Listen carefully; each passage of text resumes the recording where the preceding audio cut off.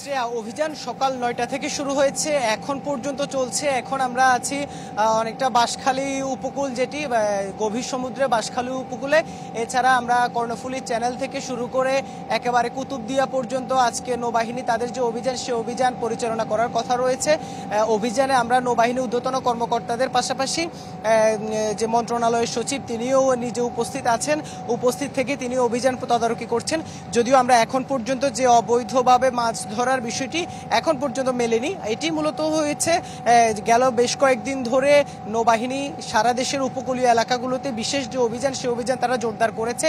তারা 21টি বোট এবং 405 জন জেলেকে আটক করে প্রশাসনের নিকট হস্তান্তর করেছে। এছাড়া প্রায় 10 কোটি টাকা মূল্যের অবৈধ যে জাল, সে জালও জব্দ করেছে। 1500 টন ইলিশ সহ বিভিন্ন মাছ সেগুলো জব্দ করে সেগুলো তারা আসলে যে আইনের আওতায় নিয়ে এসেছেন। এই অভিযান মূলত 4 অক্টোবর থেকে শুরু হয়েছে, যেটি চলবে আগামী 25 অক্টোবর পর্যন্ত।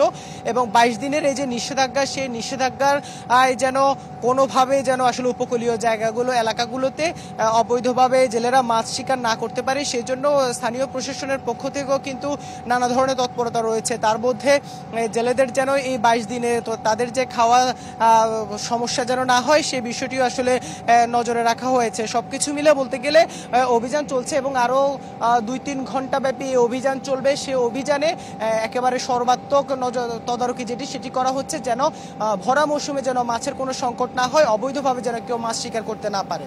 শ্রেয়া, ধন্যবাদ ইমেন। বাঁশখালী উপকূল থেকে নৌবাহিনীর অভিযানের খবর জানাচ্ছিলেন ইবেন মীর।